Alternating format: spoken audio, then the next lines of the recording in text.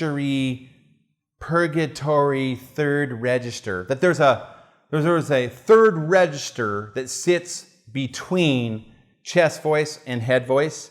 And that doesn't exist. There is no mystery third register between chest voice and head voice. There's really only one voice, to be completely honest with you. There's one voice that needs to be trained and balanced and turned seamless with your training and your singing. But for the sake of this conversation, to keep it simple, at least as beginners, it feels like there's two voices, a chest voice and a head voice, right? That's not news or a surprise to you. We all have felt that before. Through good training, that goes away and you end up having one voice. But what is particularly confusing is the idea of three voices. That there's a chest voice, a head voice, and a mixed voice in the middle. If this is what you think, if you've been led to believe or you've concluded that mixed voice means that there's some kind of third mystery register, purgatory register in the middle, I gotta tell you, the reason you're confused is because you're chasing ghosts. There is no third register that sits in between chest and head voice. And as long as you think that there is, you're gonna be just about as productive as you would be were you to actually go chase ghosts or box shadows, okay? It doesn't exist, all right?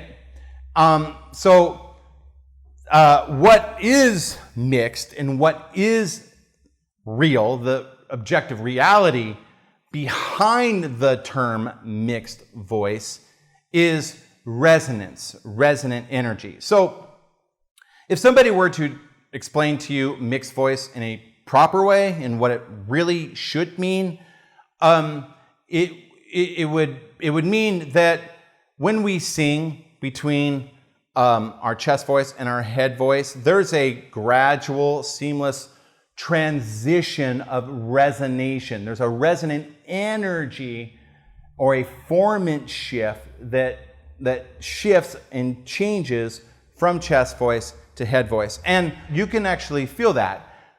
Watch.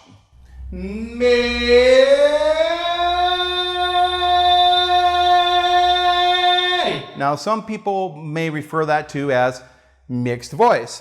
That would be my mixed voice. But it's mixed voice because that note, I can feel it resonating low and in the back of my head, kind of right here. It's a combination of lower register and higher register together. The resonation is mixed. And that's the objective reality of mixed voice. And if somebody's trying to explain it to you, that's what they should be talking about, is a mixed resonance or formant shifting, the feeling of formant shifting, okay? What they shouldn't be talking to you about is mixed voice, meaning some mystery third register, okay? Because that doesn't exist. So I've never made the claim that mixed voice doesn't exist. It does if you refer to resonant energy, blended resonant placement, or formant shifting. Yes, you could call that mixed voice. But if you're defining mixed voice as a mystery third register that sits in here and you've got your students chasing a third register they're never going to find, then you got a problem, and that's a mistake. So my issue with mixed voice isn't really the objective reality of mixed resonant and formant shifting. It's just semantics. It's just the use of the term. I don't like the term mixed voice because it can tend to give students of singing the false impression that there's a third register in the middle, and that's just disastrous.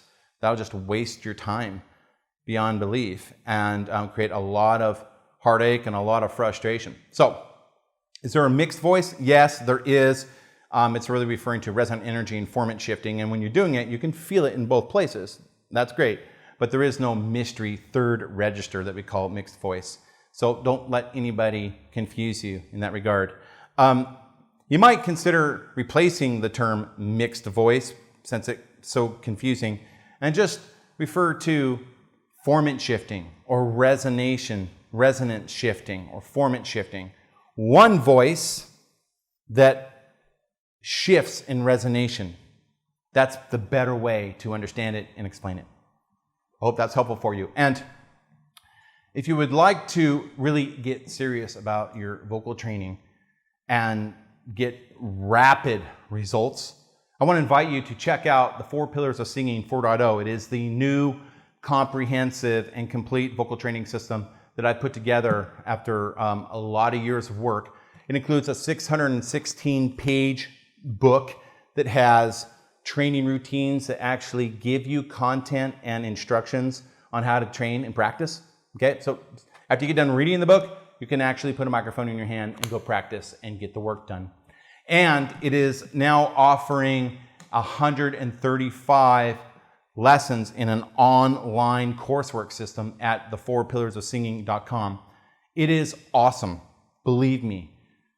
The TVS 4 Pillars of Singing training system is, I think, the best home study vocal training program available in the world today in value and what we cover.